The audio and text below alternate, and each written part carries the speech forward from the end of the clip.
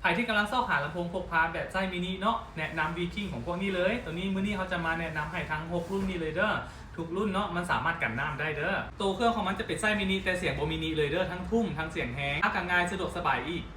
นอกจากเสียงทุ่มเสียงมวลแล้วเนาะแบตเตอรี่ยังโคตรทนทานเลยตัวนี้รุ่นที่1จะเป็นรุ่น S7 เด้อตัวนี้ความแรง3 วัตต์ราคา 358,000 กีบเท่านั้นและต่อมาตัวนี้รุ่นที่2ตัวนี้ความแรง6 วัตต์เด้อราคา 398,000 กีบตัวนี้ H130 ตัวนี้ความแรง40 วัตต์ราคา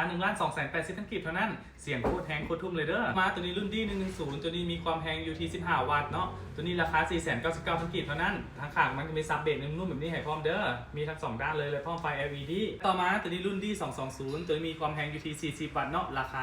995,000 กีบเท่านั้นและตัวนี้จะมีซับเบสคือกันกับ D110 นั่นเลยเด้อมีไฟ LED แบบนี้ให้พร้อมสุดท้ายเนาะของเราเป็นพระเอกเลยตัวนี้ D320 ตัวนี้มีความแรงอยู่ที่40 วัตต์เนาะและตัวนี้มีราคาอยู่ที่